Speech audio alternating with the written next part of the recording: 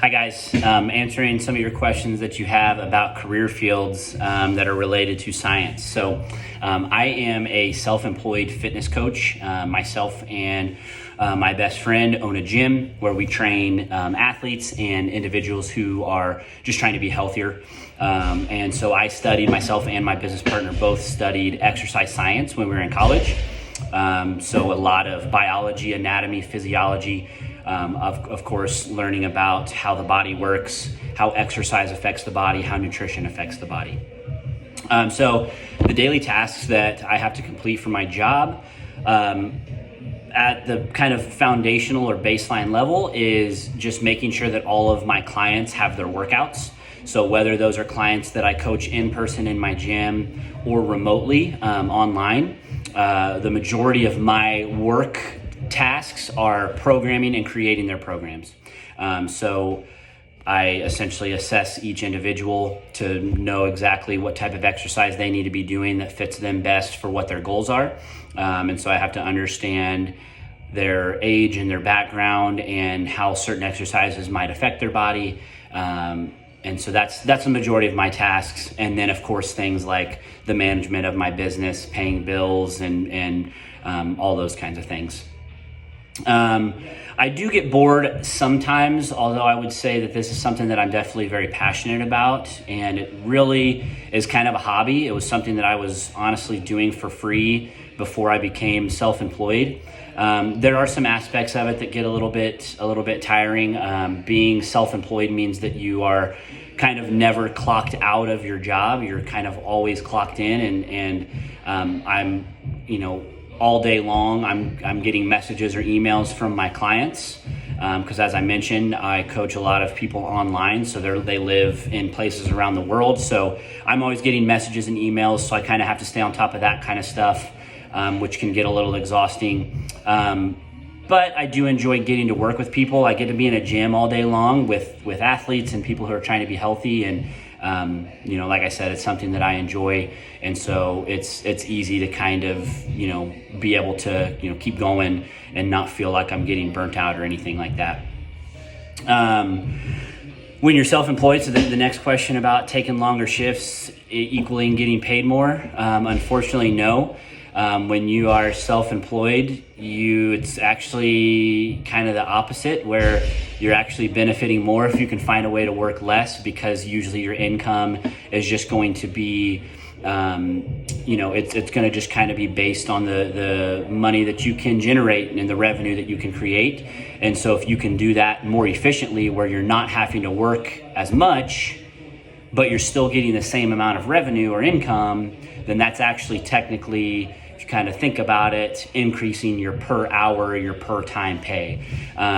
So no, there are some days that I will work from 5:15 in the morning until 6:30 at night, and unfortunately I get paid the same no matter what, because it's just what you have to do to make sure you're keeping your business running. So for me being self-employed, there was no actual requirement for the number of years that I needed to go to school, although it of course can help with the validity. So what I mean by that is when people are thinking about who they want to hire as their trainer, if you have a more advanced degree in school, it may look a little bit more legitimate to them, where they'll be more likely to be willing to pay a higher amount to have you coaching them compared to someone who maybe doesn't have that same level of training. So I actually completed my master's degree, so 4 years for a bachelor's degree, and then I had a 1-year master's program that was a master's in kinesiology and exercise science. So I went to school for 5 years. My business partner went to school for 4, so he has a bachelor's degree. So a similar, just not that second tier. But there are certainly coaches who, if you're self-employed, you can create your business and market yourself and maybe get other certifications related to exercise and still do well. But like I mentioned, it's a lot easier to have that legitimacy of how good you're going to be at your job and how helpful you're going to be for a client when you have those higher degrees and those higher levels of training. And it may also help you to get kickstarted and feel more competent in what you know, so that you can, feel more ready to, take the step to becoming a coach, becoming a trainer, or even starting your own business. If I'm sick, do I get the day off? No. Unfortunately not. Although I would say I'm lucky to have a business partner who, like I said, we're really good friends, and we're always willing to help each other out and work things out with each other. So even if I'm sick, I will usually still be working at the very least, like on my computer, writing the programs and writing the exercise plans for my clients. I may get the opportunity to not have to come into my physical gym location if my business partner is willing to essentially work the whole day for me. And then usually what that means is that we're going to pick another day for me to kind of make that up to him, so he can have a day off as well, to kind of make up for the extra hours that he worked for me. So no, again, when you're self-employed, you're really never clocked out. Good colleges for this career. I know both Illinois State University has a really, really good exercise science program. I went to Eastern Illinois University, which has the exercise science major as well as the master's program. So that was really, really great for me. I actually got the opportunity during my master's program to also be what's called a graduate assistant. So that allowed for me to work in the kinesiology department, running an actual exercise program for adults in the area that my college was in. So myself and 6 other graduate assistants essentially managed a business that individuals in the area paid a yearly fee to be a member in our exercise program, and we were kind of in charge of running that entire operation. So if coaching or training or something like this is something you're interested in, finding a program like that has that really hands-on practical experience where you can actually work with real people and not just have that classroom experience, which of course is important, but in a field like this where the majority of your job is just being able to communicate and work with real life people. Having those experiences made me feel much more confident coming into the work field and being able to work with people right away because I had that experience in school. Favorite part of the job is definitely when I've been able to help my clients achieve their goals, whether that's to lose weight, to make themselves healthier and feel better about themselves, if that's to help them become stronger, if they've suffered from injuries or pains for a long time and I'm able to train them on exercises that help them to get out of pain. That's of course very rewarding.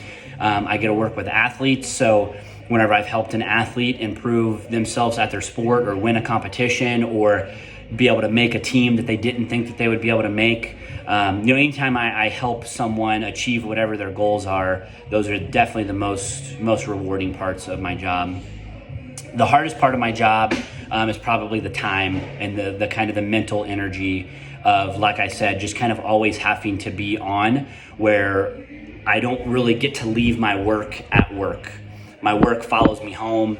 I work really early. I sometimes have to have phone calls late at night, or I'm answering messages and emails late at night.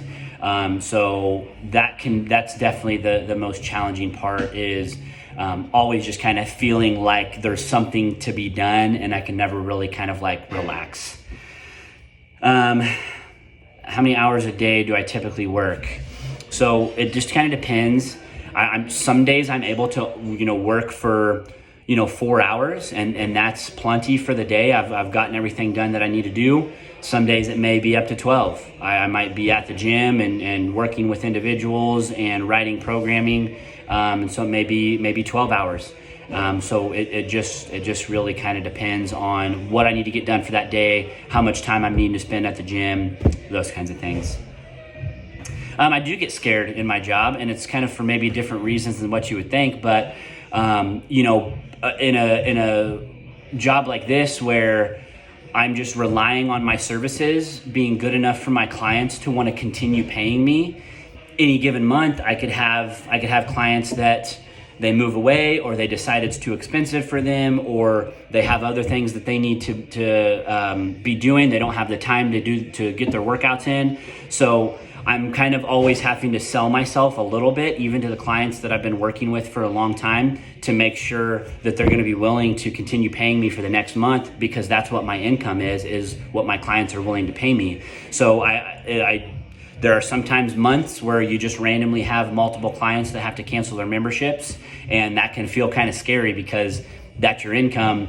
You're dependent on that. So that's a challenging part, and that's a part that can be kind of stressful. If there's a month that gets a little bit low, that means you have to kind of just put in a little bit extra work to maybe get some new clients, or convince a former client that they should be getting started again, or something like that. Called in for extra hours, kind of already answered that mostly. Am I allowed to take holidays off? Last question here.